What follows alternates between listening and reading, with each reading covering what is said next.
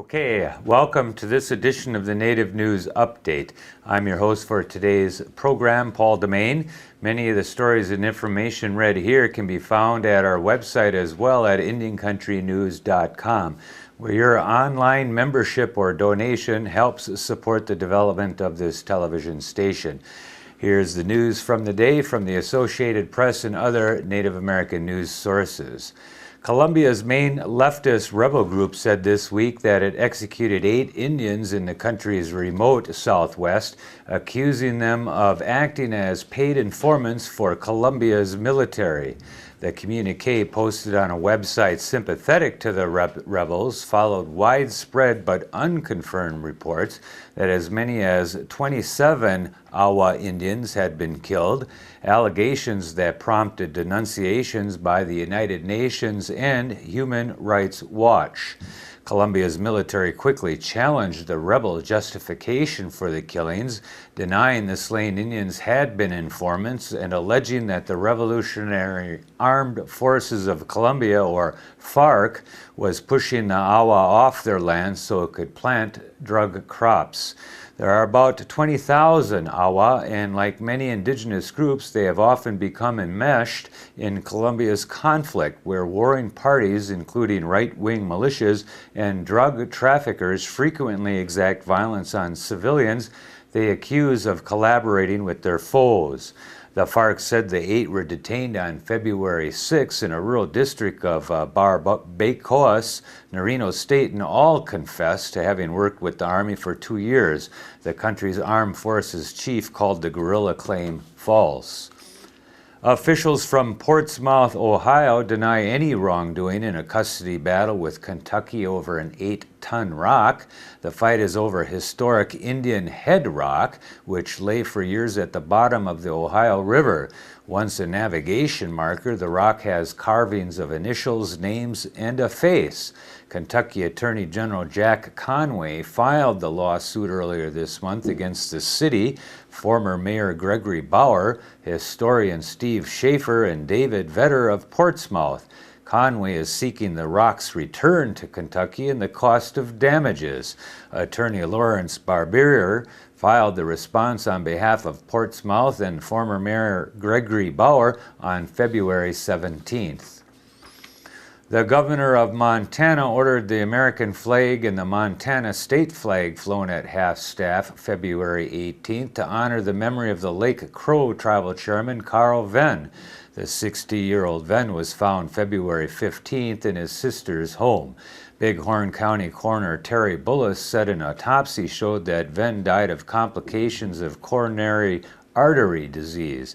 I was honored to have worked with Chairman Venn, a strong tribal leader who implored us to uphold treaties and honor Native ancestors. He had a fervent quest for a better life for his people, President Obama said in a statement. The tribe is now under the leadership of Cedric Black Eagle, who rose from vice chairman to interim chairman. An election to fill the chairmanship will take place this spring, according to Crow spokesman Ben Cloud. Venn was remembered as a leader who worked for the betterment of his people by pressing for economic development on the Crow Reservation. A Vietnam veteran, Venn was a counselor at Little Bighorn Community College when he successfully ran for the chairmanship in the year 2002 to complete the term held by Clifford Birding Ground, who had resigned. Venn expressed special pride in American Indians serving in the military.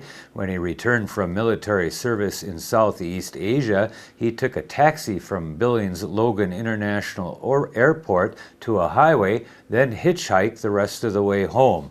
A funeral mass was celebrated on February 19th at the Crow Multi-Purpose Building. Burial with military honors followed at the Hardin Fairview Cemetery. Venn is survived by his wife, Edwina, and daughters Mallory and Zena. A son, Carl Venn Jr., passed away previously in the year 2002. The leader of the Eastern Band of Cherokee is upset with plans to remove just 25% of native artifacts from the site of an airport runway expansion in North Carolina.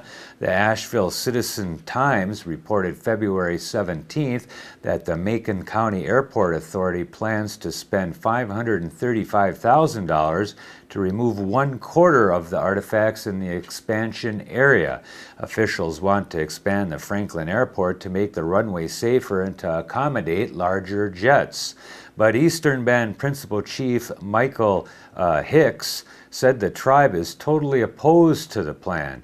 He says his government had to remove all the artifacts found during construction of a new school campus and expects the county to do the same.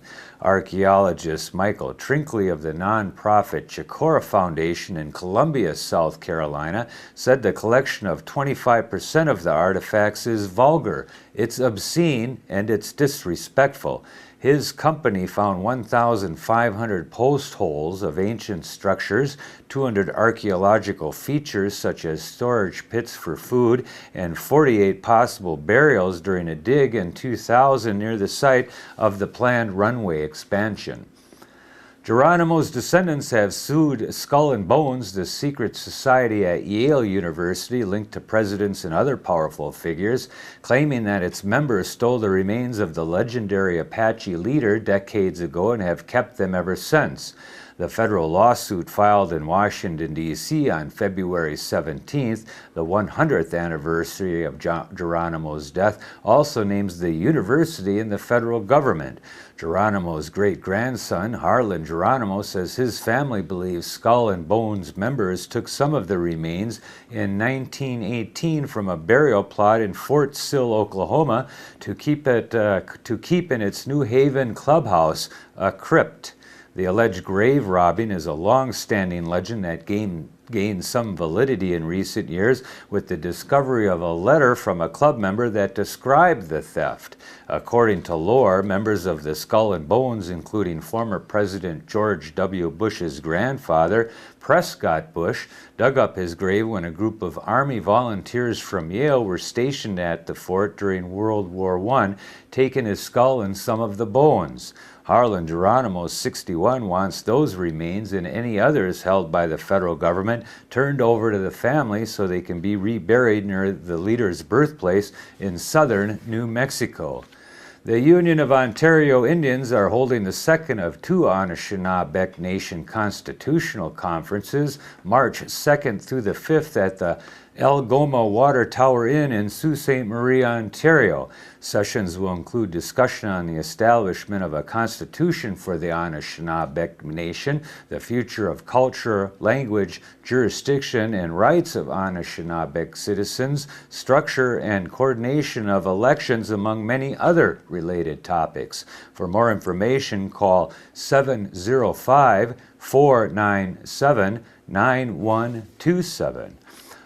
18th century Catawba Indian leader King Hagler has been chosen as one of this year's new members for the South Carolina Hall of Fame. The Myrtle Beach-based organization has announced. King Hagler, born in 1760, negotiated a treaty that provided for a 15-square-mile reservation on the border of North and South Dakota for the Catawba Nation. The 2009 induction ceremony will be held March 18th at the Myrtle Beach Convention Center. And that is the latest roundup of news from Indian Country on this edition of the Native News Update. We want to thank our underwriters for helping us with this broadcast. Join us again soon, and thank you for coming in and watching us. Miigwech.